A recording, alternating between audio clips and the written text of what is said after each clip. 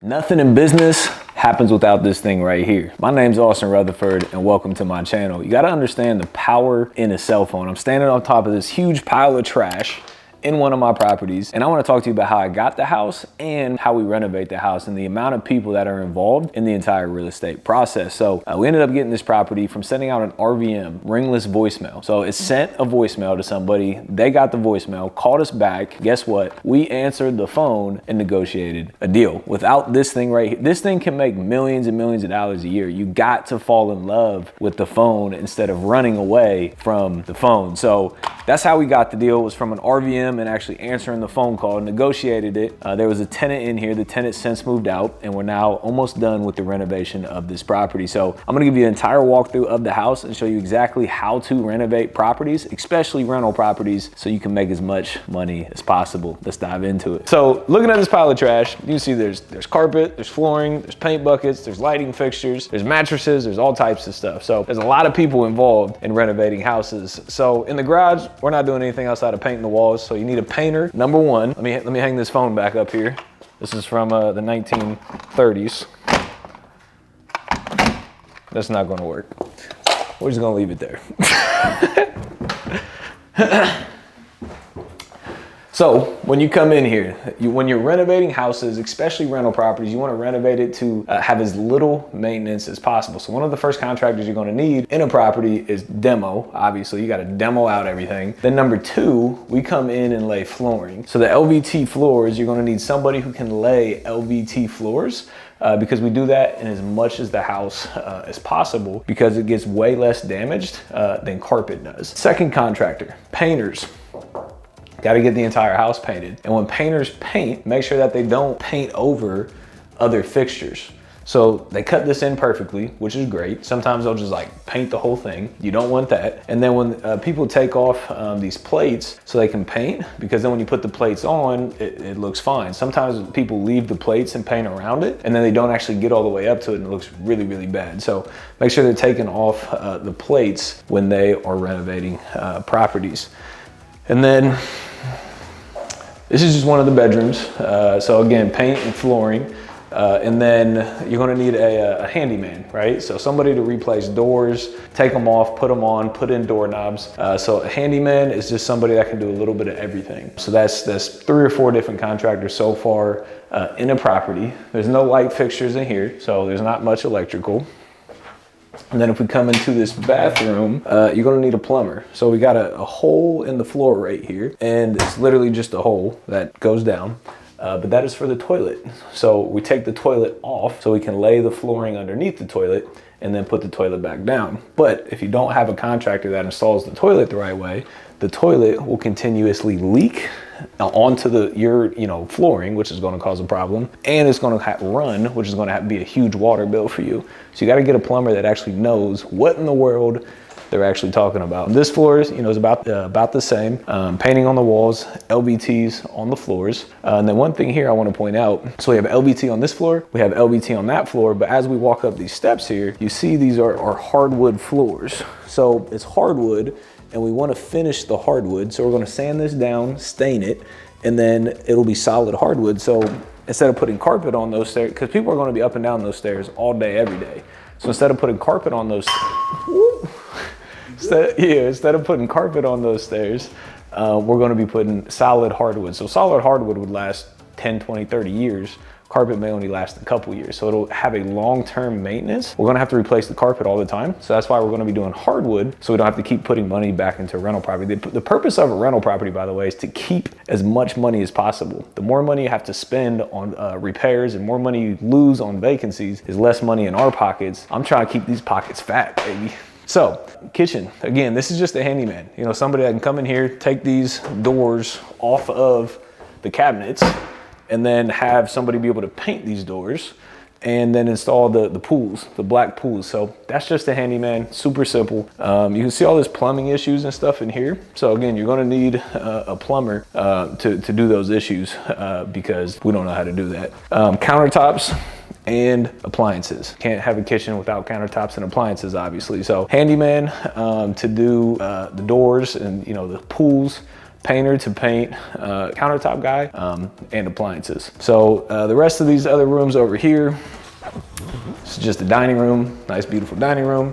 Here's another living room. We just saw the downstairs living room. This is another one, super simple, painting, floors, nothing too crazy.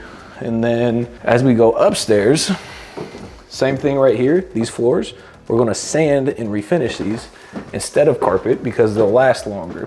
Then if you wanna peek inside of there, one beautiful thing, if you actually go and look at the inside of the tub, sometimes contractors love to put paint and drywall in the inside of the tub. So as you can see, they damaged the tub and now we're probably gonna have to replace the tub. So good contractors are very, very important. And remember, like you gotta be on the phones. You gotta be calling contractors if contractors don't show up.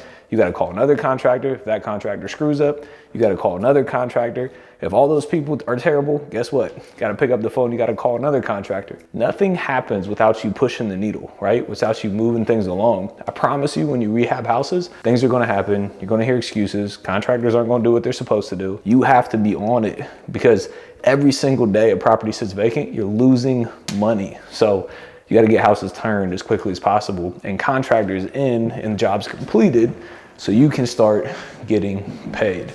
And oh, we got another bathroom over here. I just noticed that. This is my first time walking this house with you guys. So we're doing this together. Same thing in here. We might keep this. We're probably gonna replace that. Probably gonna replace it. You got a toilet in the bathtub, which, you know, I guess it works because it's getting replaced. And we'll probably replace the vanity, lighting fixture, and mirror as well. And we got hardwoods in the bathrooms. We are putting carpet in these bedrooms up here. They got a lot of cabinet space too. Jesus, that's a good thing. But we're putting carpet up here because in bedrooms, carpet can sometimes last a very long time because the people aren't walking on it as much, right? The LVT, you know, the main living spaces, people are in and out of the carpet of the LVT, but upstairs, usually people aren't using it, you know, 100 times a day. They come up here to go to sleep and then they go back downstairs. So carpet is significantly cheaper than LVT, but sometimes you have to replace carpet more often than LVT. So that's why we do LVT in the majority of the house, and then carpet in some areas as needed. But up here is flooring, paint, and then this bedroom, flooring and paint. So we're gonna go to the downstairs, the 4th level. It's a 4-level split. We'll go to the 4th level. We'll see you there.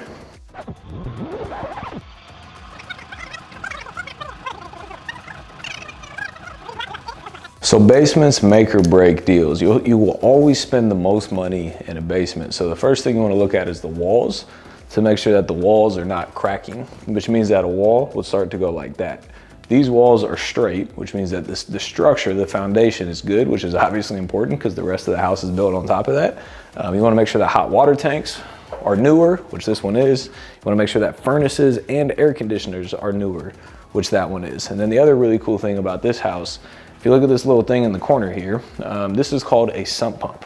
So what happens is when it rains, the rain rains down to the outside of the house and the water comes into the basement, but instead of coming up into the basement, the water runs to that drain because there's tiles around the side, runs to that drain, gets pumped out and sent to the curb. So the water that would be in the basement is now on the street, and then we don't have water issues in the basement. Water is the most damaging thing literally everywhere. Like water will screw up and leak in the roof, water in the foundation, super damaging. So you want to get water out as much as possible. So rental properties are absolutely amazing if you can keep it rented and you can keep as much money instead of putting it back into the renovation. So when we come in and we renovate, we harden the property. We try to make the property as indestructible as possible so we don't have to put more money into the maintenance of the property. So if it's got a super, super old furnace, you know, we can replace that. If it's got carpet, we're gonna put in LVT. If, you know, there's leaks somewhere, we're fixing the leaks now because we understand that in the future, the damage will be 20 times as worse. So we wanna harden the property as much as possible so we don't have to put any more money back into the property. And then once we get tenants in here, the tenants want to stay because we have a very nice house. But all of this, I guess technically none of this would be possible without this beautiful thing called a phone. The only way you get opportunities, the only way you get deals, the only way you get clients, the only way you make things happen is by picking up the phone and calling people to whatever it is. If you want to buy houses, guess what? You got to call sellers. If you need a contractor to come out, guess what? You got to call people. If you got a broken furnace and somebody needs to come and fix that, guess what? You have to call people. Without getting on this thing right here, you will never get what you want in your entrepreneurial journeys or really anything in life. Gotta fall in love with the cell phone. The cell phone can make you more money than almost anything else in the world can. Maybe outside of the lottery. So I don't know about you, but I'm about to go get on the phone, start getting paid. Before we run, make sure you smash that like button, hit that subscribe as well. Drop any comments or questions you have as always, and we'll see you on the next one. Peace.